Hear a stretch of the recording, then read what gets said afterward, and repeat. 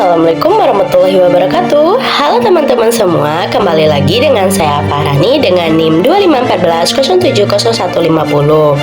Pada video kali ini saya akan membuat video tentang sejarah masuknya Islam ke Indonesia dengan mata kuliah pengantar studi sejarah peradaban Islam. Tanpa menunggu lama-lama, langsung aja masuk ke videonya. Dadah! Pada video kali ini saya akan membahas tentang sejarah masuknya Islam ke Indonesia. Kita akan mengungkit bagaimana lika-liku masuknya Islam ke Indonesia, mengapa agama Islam bisa diterima di Indonesia, sedangkan sudah ada agama Hindu dan Buddha. Selain itu juga ada kepercayaan animisme dan dianisme. Semuanya kita akan bahas di video kali ini, termasuk bagaimana bisa kerajaan-kerajaan Islam berdiri begitu saja dan mengapa kerajaan Hindu-Buddha sepertinya hilang tanpa sisa. Sebelum kita membahas tentang bagaimana masuknya Islam ke Indonesia, ada baiknya kita pahami dulu gambaran kondisi bangsa Indonesia kala itu. Kondisi bangsa Indonesia kala itu tidak terlepas dari posisinya sebagai wilayah kepulauan yang menjadi salah satu jalur perdagangan Asia, terutamanya itu Cina dan India. Posisi inilah yang menjadikan Indonesia sebagai salah satu wilayah strategis di Asia Tenggara karena berada di tengah-tengah kegiatan perdagangan dunia. Posisi itu juga yang membuat kawasan ini menjadi magnet dalam kegiatan interaksi perdagangan dunia internasional. Apalagi sebagian negara agresi yang menghasilkan berbagai tanaman dan rempahan sehingga menarik negara luar. Kehadiran mereka dalam kegiatan hubungan dagang juga melahirkan banyak kepentingan termasuk kepentingan dakwah, dan itu juga bisa dilihat dari jejak hubungan dari interaksi berupa keyakinan, kepercayaan yang dimiliki bangsa Indonesia kala itu. Awalnya, bangsa Indonesia hanya menganut kepercayaan animisme atau permujaan terhadap roh-roh leluhur, dan dinanisme atau kepercayaan pada benda-benda tertentu yang dipercaya memiliki kekuatan magis sehingga perlu dikulturkan dan dikeramatkan. Akibat interaksi itu, akhirnya ajaran Hindu-Buddha asal India sebagai agama berpusat pada kepercayaan adanya dewa-dewa pun masuk dan berkembang di tanah air. Diperkirakan ajaran Hindu-Buddha masuk ke tanah air sekitar abad kedua Masehi. Sejak saat itu, tidak sedikit dari nenek moyang kita melakukan pemujaan terhadap dewa-dewa. Artefak keagamaan berupa bangunan dan relik pun dibuat untuk itu. Bangunan candi pun tersebar di berbagai wilayah dengan arca-arca prasasti dan kitab-kitabnya. Itu memberi potret jelas keagamaan bangsa saat itu. Akibat pengaruh luar, di wilayah yang tidak tersentuh ajaran Hindu-Buddha, masyarakat masih mempertahankan keyakinan aslinya, yaitu animisme dan dinanisme, di mana sebuah kepercayaan yang dipandang Islam sebagai kemusyrikan, di mana wujud dari kepercayaan dinanisme seperti memiliki keyakinan terhadap roh-roh, mendiami suatu benda seperti pohon, batu, dan gunung. Sedangkan wujud kepercayaan dinanisme adalah keyakinan kita akan segala sesuatu yang mempunyai tenaga atau kekuatan yang dapat mempengaruhi keberhasilan atau kegagalan. Selain itu, keyakinan masyarakat Indonesia juga mengenal sistem politik dan pemerintahan. Seiring berkembang pesatnya kedua agama tersebut, sejumlah kerajaan-kerajaan Hindu-Buddha pun bermunculan. Di Kalimantan berdiri kerajaan Kutai bercorak Hindu. Begitu juga di wilayah Jawa berdiri kerajaan Tarumanegara bercorak Hindu. Disusul sejumlah kerajaan lain seperti Mataram kuno, Singosari, dan Majapahit yang lebih banyak didominasi ajaran Hindu. Sementara kerajaan bercorak ajaran Buddha berdiri di Sumatera bernama Kerajaan Sriwijaya. Meski begitu, pengaruh ajaran Buddha di Pulau Jawa juga tidak sedikit. Salah satunya adalah Candi Borobudur di Magelang, Jawa Tengah, yang merupakan warisan pemerintahan dinasti Salendra yang bercorak Buddha. Umat Hindu pun juga memiliki candi tersendiri yang bernama Candi Prambanan, yang berada di Yogyakarta, dibangun di era Kerajaan Mataram kuno. Ini memberi gambaran pemerataan wilayah, di mana wilayah Buddha berada di sebelah utara, sedangkan wilayah Hindu berada di bagian selatan. Perbedaan agama Hindu-Buddha terletak pada kitab sucinya, di mana kitab suci agama Hindu adalah Weda, sedangkan Buddha adalah Tripitaka. Selain itu, Hindu mengenal sistem kasta dan memuja dewa, sedangkan Buddha hanya mengenal Siddhartha Gautama sebagai guru dan juga pendiri agama Buddha. Namun, umat Hindu memasukkan Sridatta Gautama sebagai salah satu dewa mereka. Selain bidang politik dan pemerintahan, bidang sastra dan kesusastraan juga berkembang pesat kala itu. Di antara buktinya ditemukan kitab-kitab kuno seperti Suluk yang mengisahkan perjalanan seorang sufi agar memperoleh ilmu sejati. Selain itu ada juga kitab Sutasoma, kitab Negara Kertagama, dan juga cerita para Hyayangan, para Raton, Arjuna Wiwaha, dan masih banyak lagi naskah dan kitab-kitab lainnya. Semua cerita itu disinyalir diambil dari kitab Hindu, Mahabharata, dan Ramayana yang telah diubah ke bahasa Jawa pada abad ke-10. Nah, itu merupakan sedikit gambaran tentang Indonesia sebelum masuk Islam ke tanah air.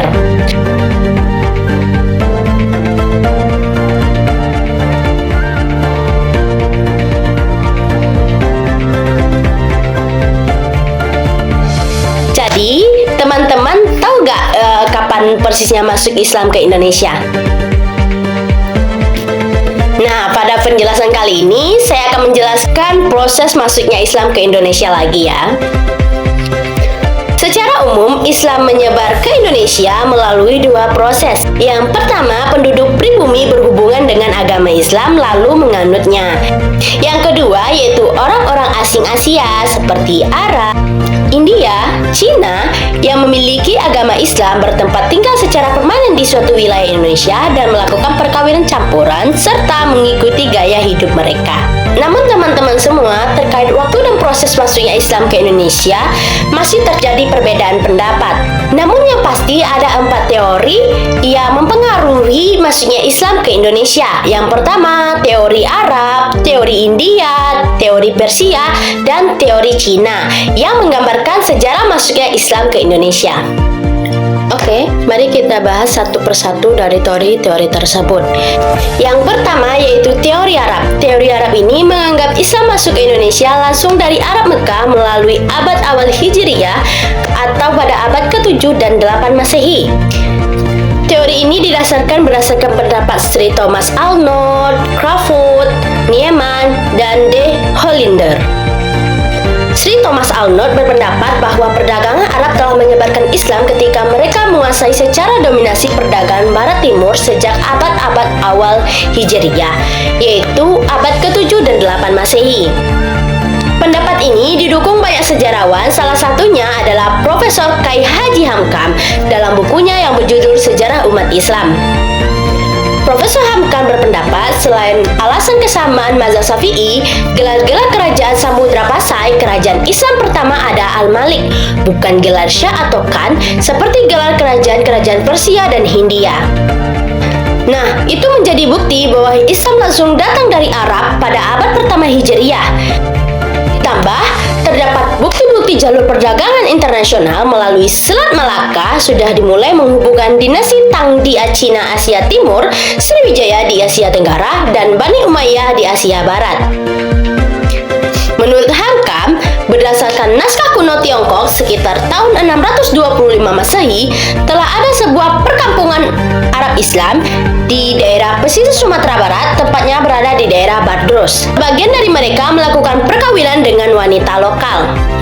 Komunitas Arab ini disebut sebagai komunitas Tasi dan Pose, di mana mereka adalah para pedagang yang telah menjalin hubungan dengan pedagang kerajaan Sriwijaya. Karena demi hubungan perdagang itulah kemudian kerajaan Sriwijaya memberikan daerah khusus untuk mereka. Nah, itu semakin memperkuat catatan Marco Polo sebagai penjajah Persia saat singgah di Pasai tahun 1292 Masehi. Dan juga mengungkapkan telah banyak orang-orang Arab yang menyebarkan agama Islam di Indonesia. Begitu juga dengan Ibnu Battuta, seorang pengembara muslim dari Maroko, dalam cerita catatan perjalanan berjudul Al-Ikram yang mengungkapkan ketika dia singgah di Aceh tahun 1345 Masehi, telah tersebar penganut mazhab Syafi'i. Kesaksian Marco Polo dan Ibnu Battuta itu sekaligus mematahkan pendapat kalau agama Islam baru masuk ke tanah air pada abad ke-13 Masehi. Sejarawan lainnya semakin mendukung teori Arab adalah Uka Chandra Samista, Ahmad Hasmi, dan Azza Zumardi Azra. Bahkan, Az-Zumardi menambahkan bahwa tradisi duduk bersila merupakan tradisi bangsa Arab atau Persia yang menjadi tradisi bangsa Indonesia saat ini. Di samping itu, makam Fatimah binti Maimun di lereng Gresik, Jawa Timur makin memperkuat teori ini.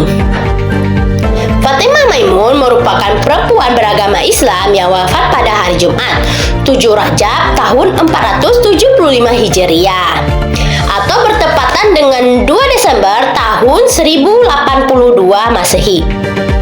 Menurut Az-Zumardi, Islam datang ke Indonesia pada abad ke-7, namun baru dianut secara terbatas oleh para pedagang Arab dan baru mulai tersebar dan dianut oleh masyarakat Indonesia pada abad ke-12 Masehi, disebarkan para sufi pegambara asal Arab.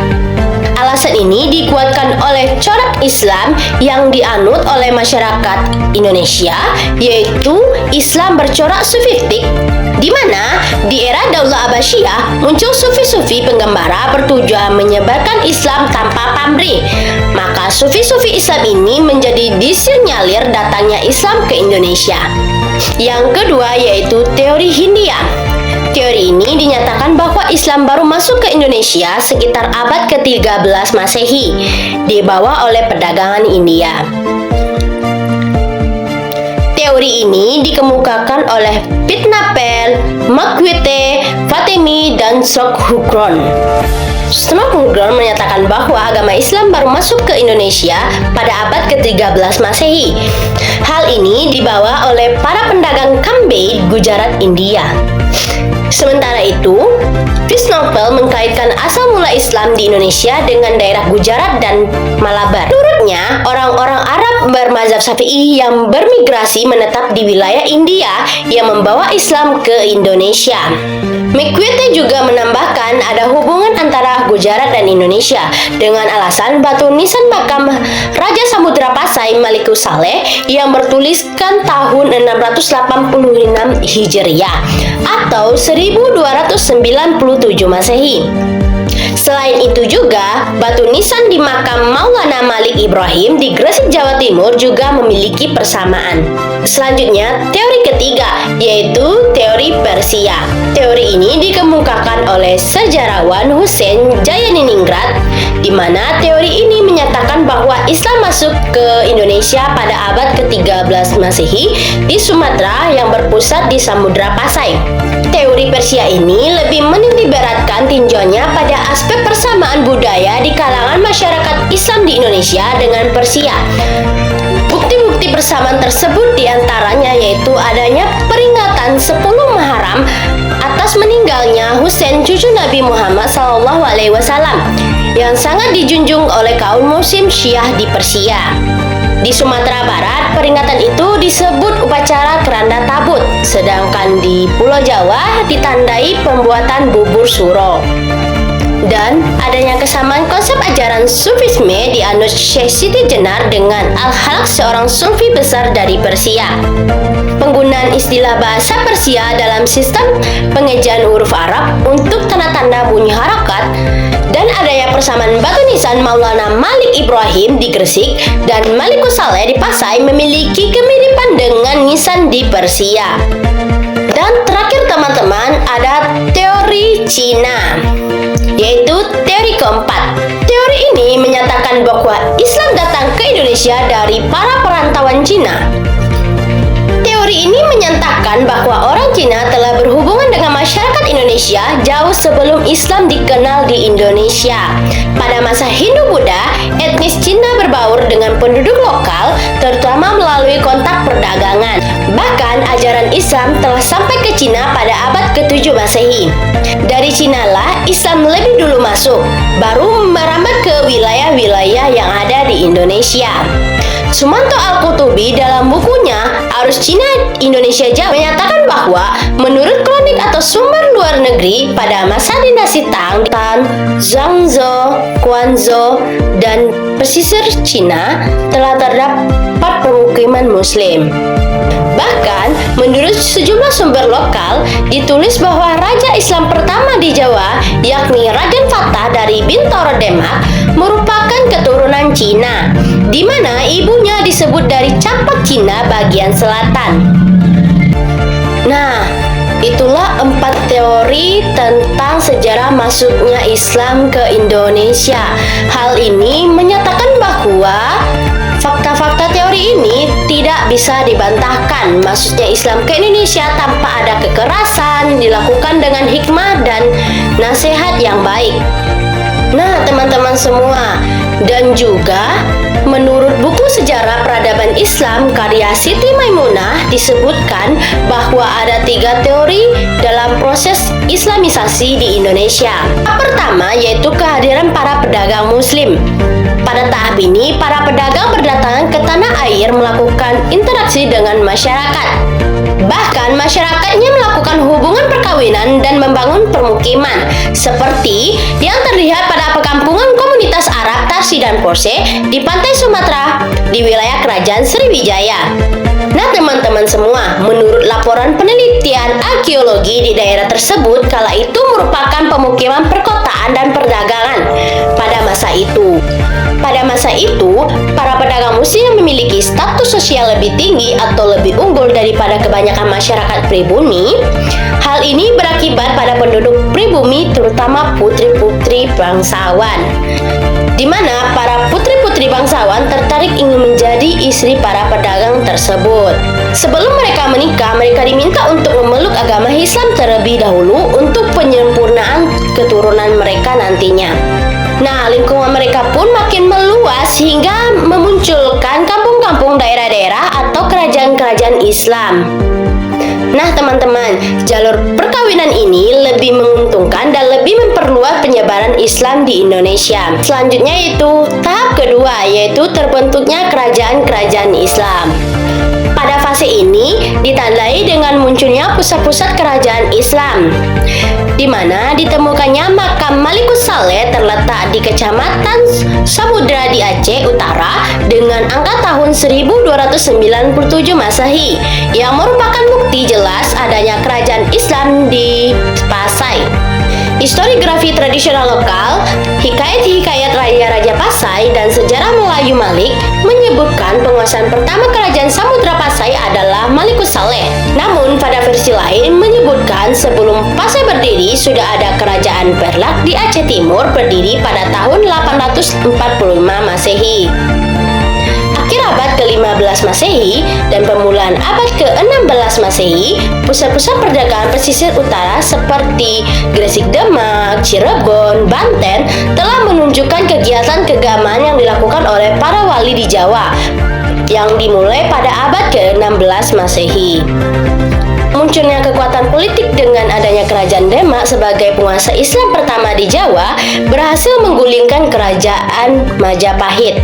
Kemudian dilanjut dengan kerajaan Panjang dan Mataram dapat mengembangkan Islam ke sejumlah daerah penting di Jawa, bahkan di luar Jawa seperti ke Banjarmasin, Ternate, Lombok, dan lain sebagian wilayah lainnya. Yang ketiga, tahap pelembagaan Islam.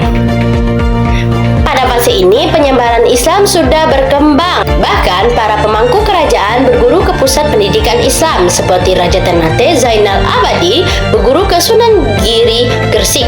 Dengan begitu, agama Islam yang awalnya berpusat di Pasai dan pesisir Aceh Sumatera mulai menyebar ke seluruh penjuru, seperti Semenanjung Malaka, Demak, Gresik, Banjarmasin, dan Lombok. Selain itu juga, Islam juga masuk ke Sulawesi dibawa oleh datuk dari kota Tangah Minangkabau, yakni Datuk Rimbandang, Datuk Fatimang, dan Datuk Tritiro. Dan Islam pun secara resmi diterima oleh Raja Goa Talo pada 22 September tahun 1605 Masehi.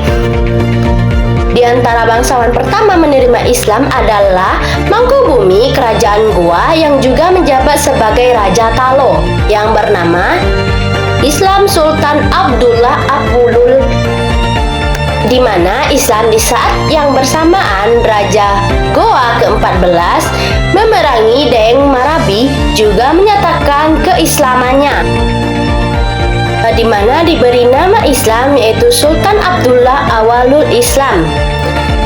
Di saat yang bersamaan, Raja Goa ke-14 mengarangi Daeng Marabi juga menyatakan keislamannya, lalu diberi nama Sultan Alauddin. Setelah itu, terjadinya Islamisasi besar-besaran yang ditandai dengan keluarnya dekrit Sultan Alauddin pada tanggal 9 November tahun 1607 Masehi yang menyatakan bahwa Islam sebagai agama kerajaan Goa Talo. Melalui seorang ulama asal Minangkabau, Datuk Arim Bandang juga, Islam tersebar ke Lombok dan Sumbawa. Namun, Sunan Prapen dari Jawa pun punya kontribusi besar terhadap Islamisasi di wilayah itu, sekitar abad ke-17 Masehi. Di Kalimantan, Banjarmasin merupakan daerah pertama kali Islam masuk. Dalam Hikayat Banjar dinyatakan Banjar diislamisasikan kerajaan Demak sekitar tahun 1550 Masehi.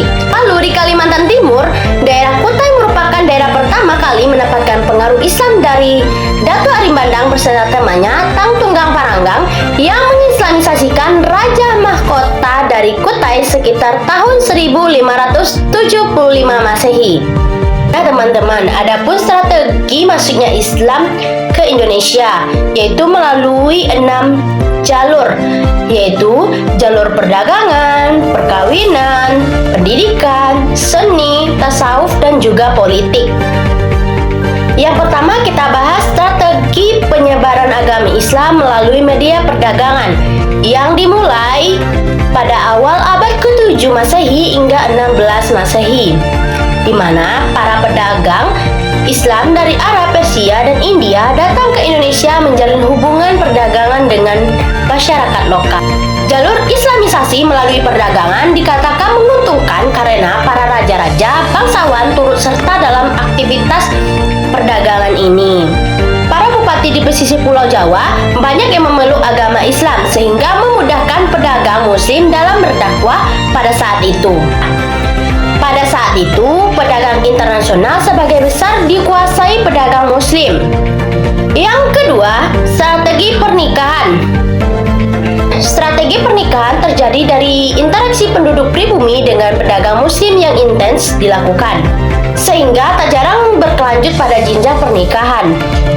Apalagi saat itu keberadaan para pedagang muslim dengan status ekonomi yang lebih dibandingkan penduduk lokal memiliki daya tarik tersendiri. Tak sedikit yang mendambakan bisa menikah dengan pedagang muslim. Nah teman-teman, proses strategi perkawinan ini menjadi media efektif dalam penyebaran agama Islam. Contohnya itu adalah pernikahan Sunan Ampel dengan Nyai Manila dan pernikahan Raja Brawijaya dengan Putri Campa beragama Islam. Dan kemudian dikaruniai putra bernama Raden Fata dan kemudian akhirnya menjadi Raja Demak.